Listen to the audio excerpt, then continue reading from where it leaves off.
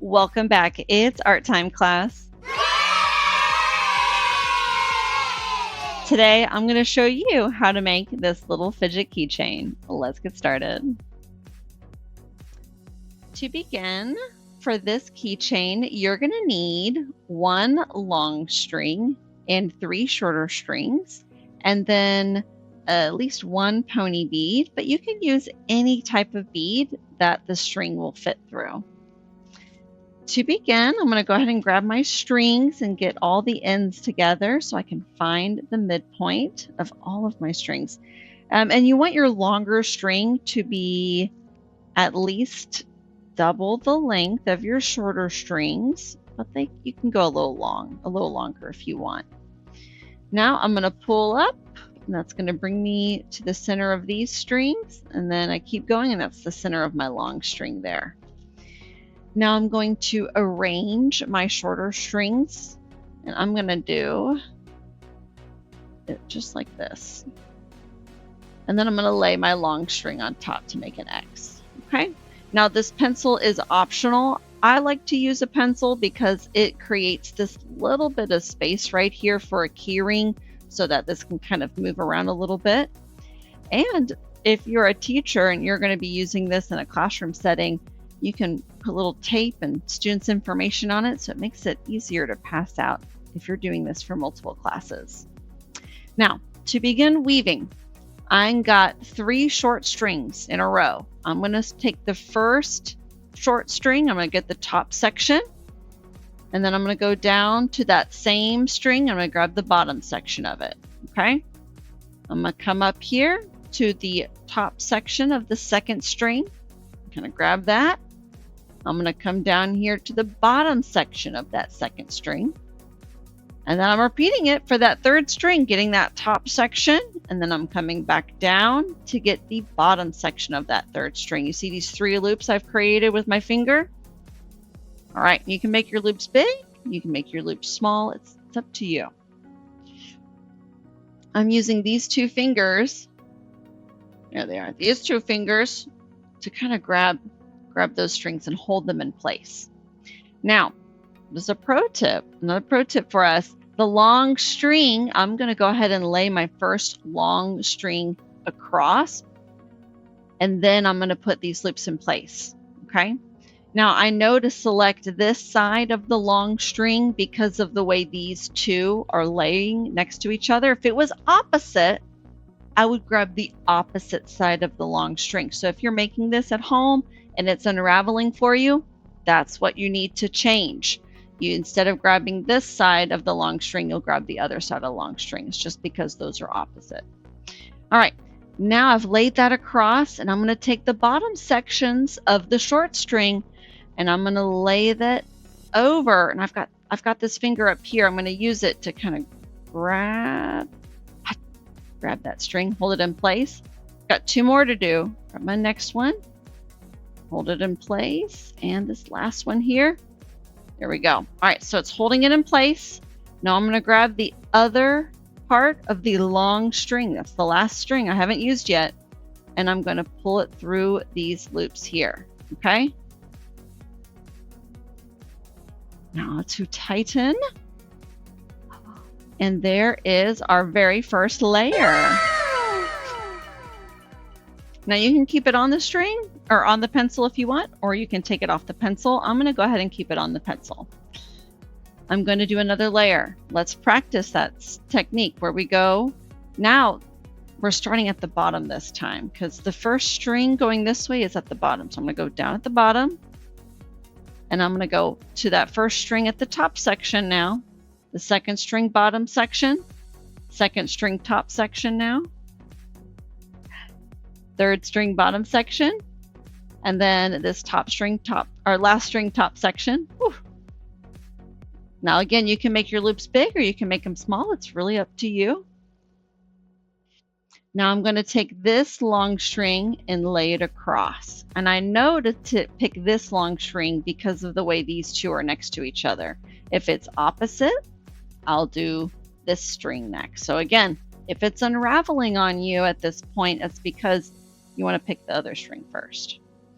Now these strings here at the bottom, I'm going to go ahead and lay them over on top and feed in my long string like so. And there is our second layer. Let's see how fast I can do this.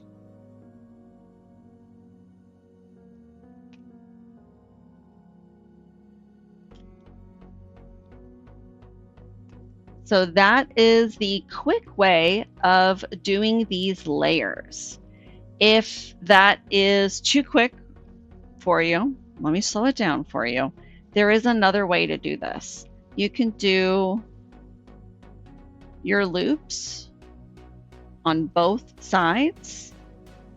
And I like to squish it a little bit so they stick to the side a little bit more. Oh, look at that right there. There it goes. So you can have it to where you have both loops set up. And then you go over, under, over, under, over, under, going through these loops. That is another way to make these. But I showed you the fast pro way first. Now, let's move on to creating our trick. We need to create a column or a stack like this. So what we're going to do is we're going to switch gears. And instead of creating 3 loops across, we're going to pretend like these 4 strings, they don't exist. And these are the only 4 strings we have. So when I'm bringing my strings across, it creates this simple basic box knot. Now we're going to build up to make a little brick, repeating. When you repeat this enough, it turns into this right here. I like to do at least 3 before putting on a pony bead. It is something I had to practice to get the tension or the tightness down correctly. When you do a transition or a shift like this, sometimes there can be like a little bump.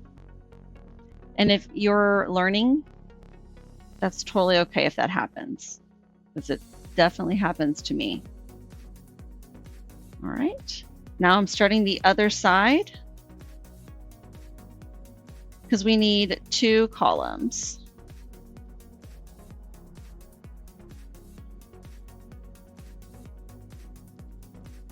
We're basically building up to this shape here. Let's keep going.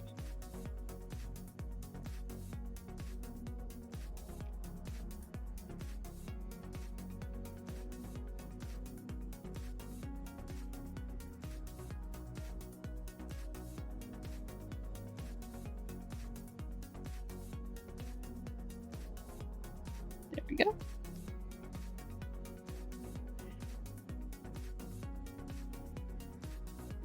Hold on, let's see here. Are we even? There we go.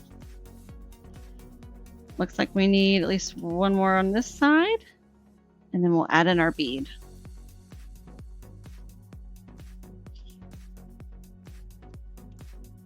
All right. So now we have 2 columns, and they have the same amount of layers going up. I'm going to go ahead and grab my pony bead, and I'm going to feed it in through 1 string. Put it in place. I like that. And then I'm going to grab the second bead, feeding it in through the opposite direction. There we go. Yes. All right. I like to give it another nice tight squeeze here. This is another one of those transitions where it's hard to create that perfect tight tension. Okay. Now, treat this like that's the loop right here. treat this coming out like that is its own loop already, okay? I like to start, let's see, this little short one here, this long one here, this short one here, and then this one goes over and under through that loop, like that. Yes, that's the way it should look. It's going to feel a little loose on this side because this string will come out through and it will tighten up with this other one. Let's go ahead and do another layer. Lock that bead in place.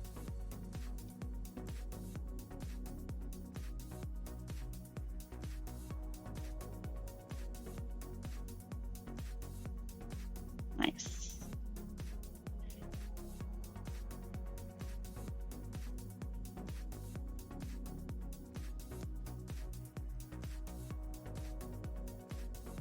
All right, let's check on the other side.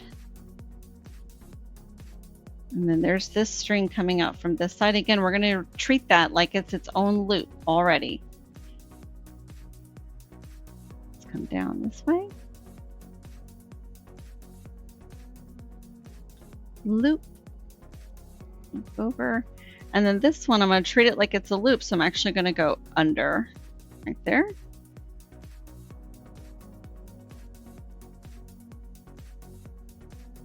And then let's do another layer.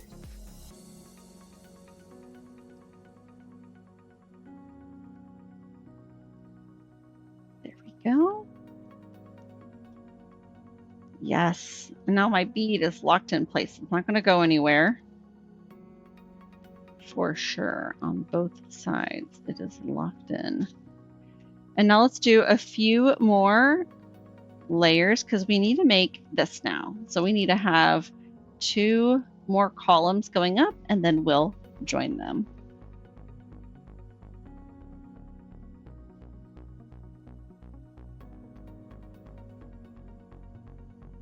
Here we go.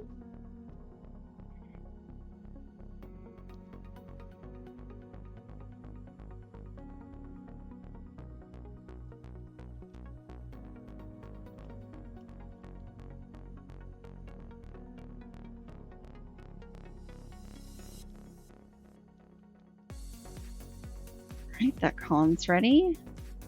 And this one.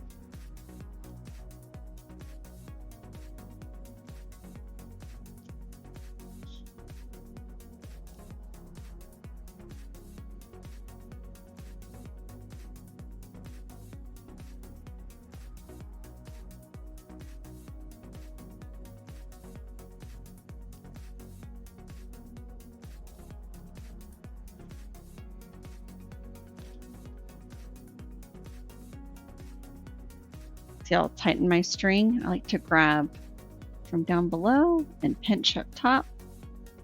And I kind of wiggle back and forth. All right, let's check this out.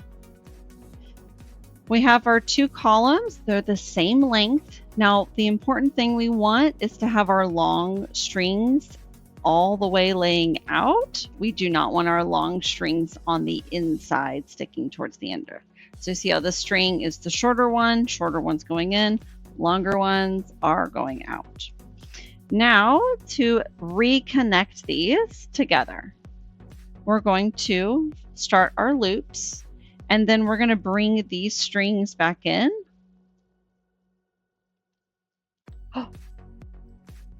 It's a little hard here, okay? This string right here is hard because it's this like twist. You're kind of angling it a weird way. So yes, it is a little difficult. I'm going to lay my long string across, bring these loops in. Now this string right here, get this guy. This string needs to come down, around, up, over this way. And again, it's going to feel a little weird, a little wonky because it's not laying perfectly straight this time. So I'm going to go through these loops. Oh, there we go. It's going a little wonky, but I think we got it.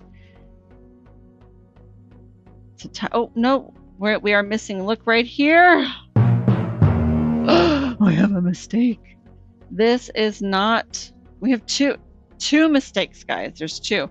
This needs to go over and under right here. And then this orange one needs to come this way. Ah, oh, wait. This side. It's mixed up now. Oh, there we go. Over and under. Guys, I told you this part was hard. There we go. There it is. And you can check yourself. Look for that over, under, over, under, over, under, over, under that you should see. Now, let's bring it in. Let's make that look prettier.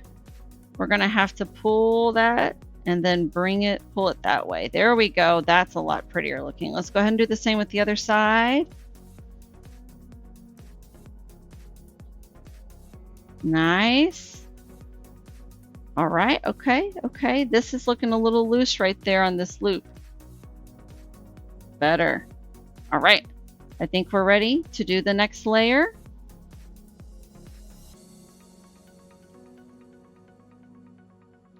And then once we have both of these layers in, I always feel like it's that second layer that locks it on place. And it won't go anywhere. Yeah, that's looking good. There we go. And now this bead will spin, which is very, very satisfying. Very nice. Let's do a couple more layers, and I'm going to show you how to finish the keychain.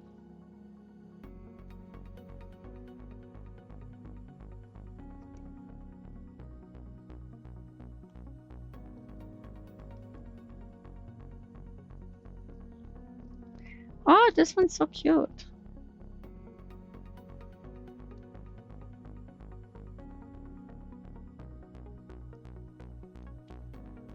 All right. Now, to finish the keychain, what we're going to do is called hemming, and it's where we feed the strings back into the weave. So first, I'm going to take the two longer strings, and I'm going to feed them through these loops. Ah, don't grab your pencil like that. There we go. And then let's grab this other string, this other long string, and feed it through those loops. So these are now fed through, like twice. Next, I'm going to take these shorter strings and I'm going to feed these guys through, and I'm going to go under both of those longer strings. Again, I'm going under both of the longer string, like so. Let's take a close look.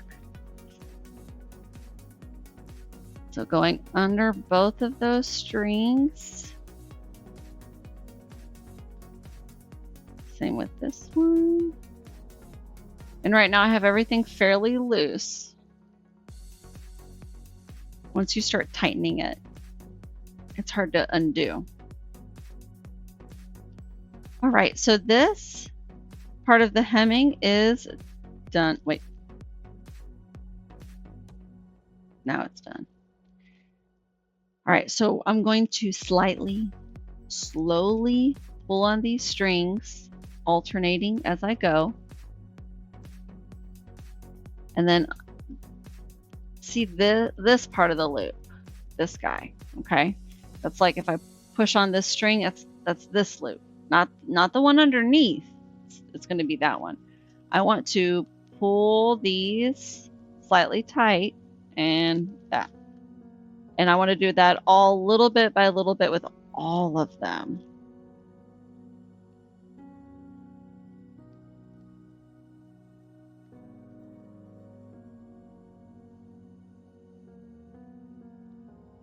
Okay.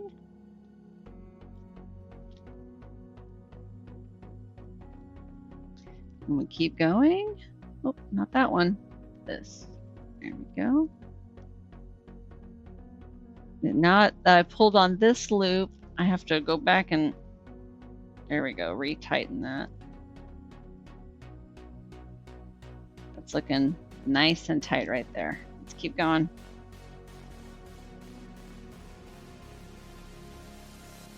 Nice.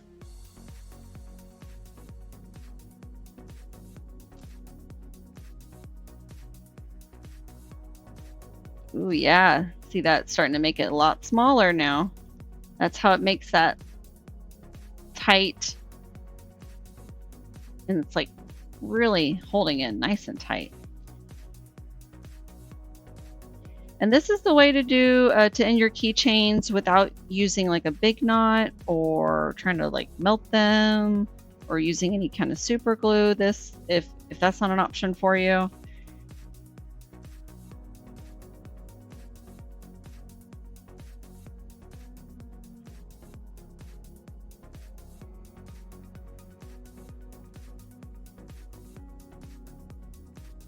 All right. And then the last thing is to trim the ends, and that is a finished keychain. Wow! Yay! Well, I can't wait to see what you are going to make. Till next time, keep being creative.